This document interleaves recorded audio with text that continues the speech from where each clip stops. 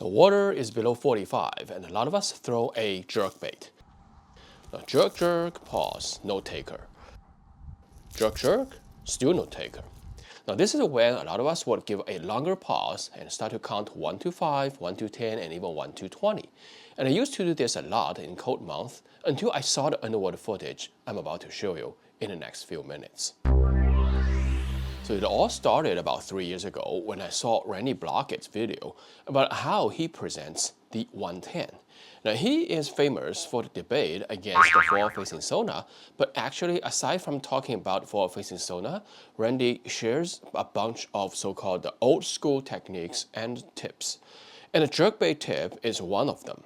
And this is what he says. Vibrate that bait just like that without reeling the handle. So it's just going to be, I'm just going to go just like that for like what? Now, if it was 15 years ago, I would just believe 100% what the pros tell us. But ever since I started to throw my GoPro in the water, it became very clear that more often than not, things don't really work the way we think they do underwater. So now it is a routine for me to check the pro tips underwater before I actually put them to use. And this is what I found about Randy's jerkbait tip. Now, Randy's technique centers on how to subtly present the jerkbait. In his instruction, he was sort of doing that rod shaking to achieve what he calls a vibration presentation. And this was really unheard of to me. So when I do the rod shaking, what the 110 does underwater is essentially quivering and short distance forward movement. Now, whether it does the quivering or short distance forward moving is highly dependent on how much slack you actually have in your line.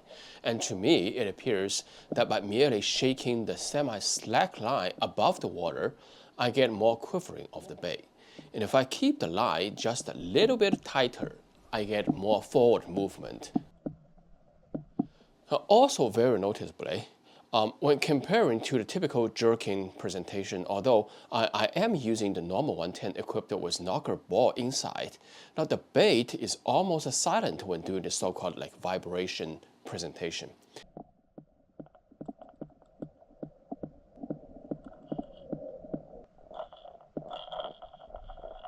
I was very surprised at how a subtle and somewhat strange rod shaking can really impart so much finesse actions onto the jerkbait. It also surprised me was, in Randy's instruction video, he emphasized when doing the vibrating technique, you are not supposed to crank the handle for any line retrieve. So initially I thought this vibration technique would pretty much leave the bait at the same place and almost act like a drop shot where we are basically only shaking the bait, not moving the bait. However, after reviewing the underwater footage, I realized I was wrong. Now, even without cranking the handle, this vibrating rod shaking technique was still causing the bait to move forward. Now, it is certainly not keeping the bait at the same place like I was thinking initially. The difference is the vibrating technique was sort of pulling the bait forward inch by inch slowly, totally different from the fast dart when we do the actual jerk. But after all, this all makes sense because really the jerkbait is not anchored on the bottom like a drop shot does with the weight. Now this again is why I so need to watch the underwater actions before I even try all these new techniques.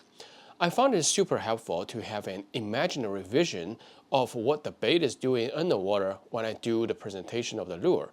But it is equally critical to make sure I am not imagining the wrong picture to begin with.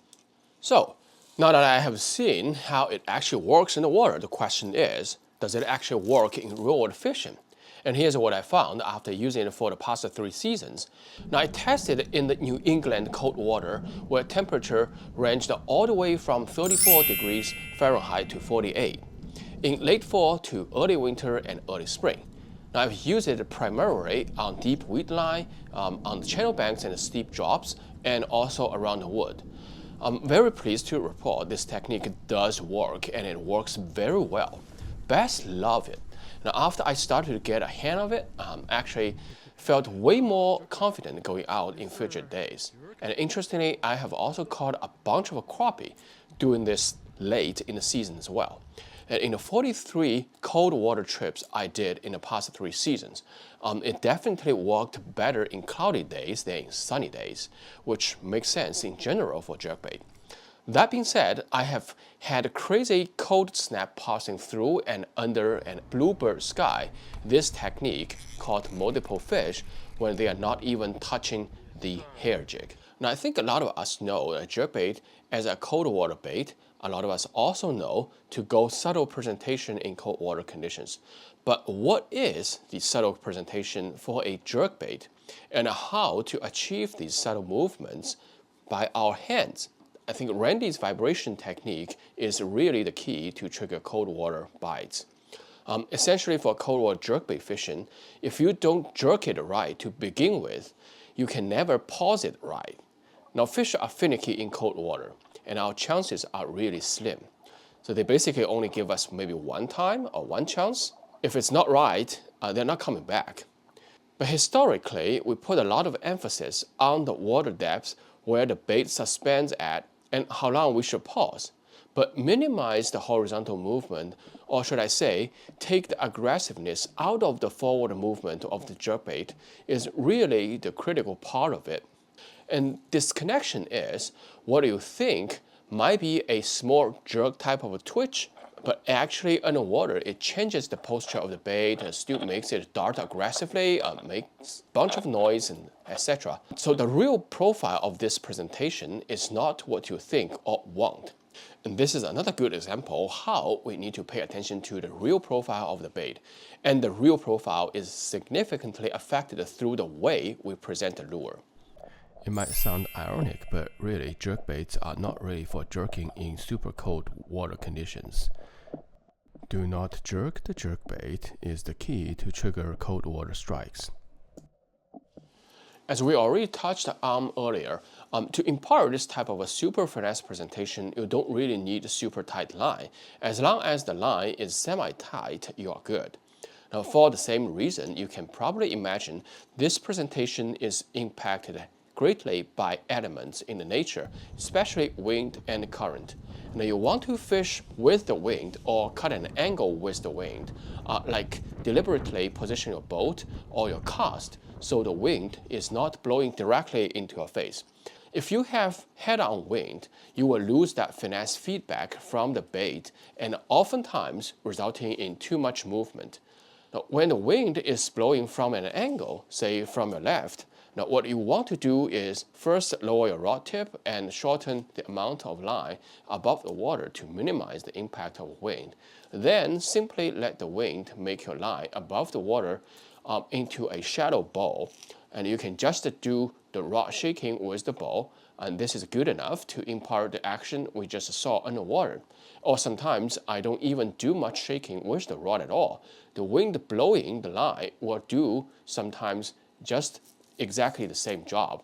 What you don't want to do is to keep the line above water, straight pointing at the jerkbait under windy conditions. Remember, again, the bait is not anchored and will make forward move. Keeping the line straight pointing at the jerkbait is actually too tight under a lot of conditions. Actually, oftentimes under those side wind conditions, you will find you can never keep the line straight when you pause the bait. Presentation in the current is actually similar too. Now, essentially, you want to cut an angle.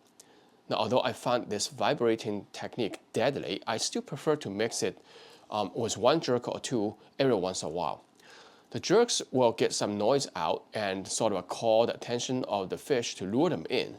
And once they are close by, the vibrating technique does the work. Now, as far as equipment is concerned, I tested on both the spinning combo baby plug-in and the P5 110 special, which is a bait casting combo. Now, I do not like throwing the half-ounce 110 on the baby plug-in setup, so I settled with 110 Junior on the spinning tackle and original 110 on the 110 special. Now, line-wise, I used anything from 6-pound test to 10-pound test fluorocarbon, and bait-wise, jerkbait other than 110 are capable of this vibration technique as well. For instance, the pointer 78 is another one that I personally really like to throw with this technique. And also the super finesse ones like the X80 Junior from Megabass 2. But back to the vibrating presentation again, the many finesse actions of the 110 caused by subtle rod movement, such as rod shaking, got me thinking a little bit more. Now we all know a lot of times, even at warmer water temperatures, after a pause, and as soon as we start to walk that jerkbait, fish attacks.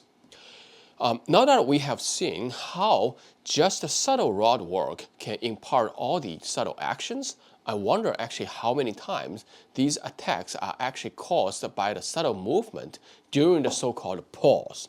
Now, I'm not saying fish do not like to attack after a long pause is just ended, but saying what really happens can be a mix, and it will be very helpful to distinguish the causes apart.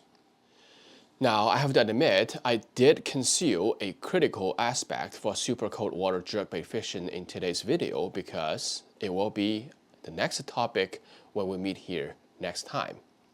With that, I would like to take the moment and thank you all for your support in the past year. I really appreciate it. And tight lines, I will see you in 2026. Happy New Year.